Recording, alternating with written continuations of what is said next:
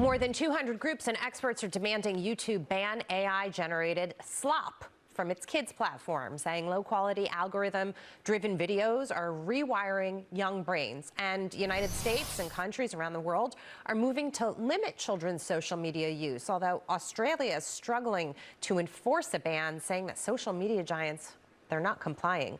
But Florida says platforms will be held accountable if they break state rules on parental consent and age verification.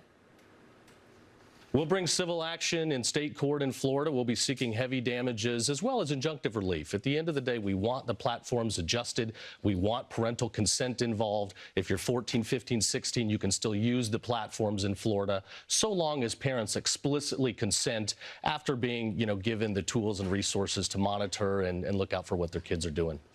Tiffany, this is all coming after that ruling in Los Angeles about the addiction issue with social media. There are a lot of questions around what these companies can do to make the platform safer. Again, that case for minors, right? Adults, we are perceived to be able to handle it. But your thoughts on... Yeah, exactly. Very good word, exactly. Sort of putting the onus on the companies to verify and do this extra legwork. Yeah, and it needs to be on the companies because it's going to be very, very hard to regulate this. I think the states are going to have to do it individually, like Florida is doing, and hold them accountable, hold the big tech giants accountable. But it's going to be really hard to ban it because unless you have buy-in from parents that are paying attention and that are engaged, I don't know how you regulate this. It's certainly a problem, and it is a big problem if it's rewiring our children's brains in the sense that they are like losing in education and losing in the future of their potential. And it's problematic. I mean, it's something that we are going to have to talk about and address and start to find answers for our youth. But it's hard to be a nanny state. Yeah. I don't know how kids are crafty though, and they're so this smart. This is the other piece of this. And Taylor, I'm wondering what you think. Even if they try to age verify, listen, when I was under 18 and 21, I managed to get booze and cigarettes and a lot of things I shouldn't have. No, I don't believe that. But kids find a way to do it. Yeah.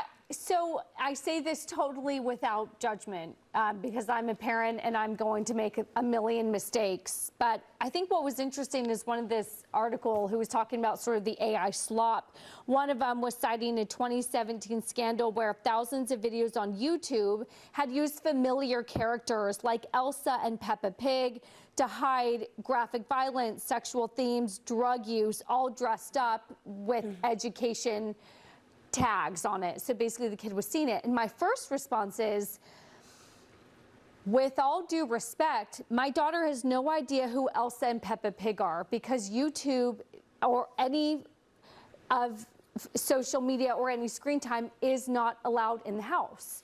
We are either doing Legos or we are outside at the park, weather dependent. Rare. But at some point, and I am on the side of the jurors in that case who said parents have spoken and we need help. Yes. And we do need help. But also parents have to stand up and say, unplug. You unplug the internet. It is that simple. You want to get on the internet? I can do it right here. You break the cord. And I understand that we need help and some of these social media companies and YouTube have to be held accountable. But at what point do you just pull the plug out of the wall? It is that simple. I know it's hard. It takes effort. It takes time. When I get home, I'm exhausted because I can't put my kid in front of the TV. I have to talk to my kid and play and build and go to the park.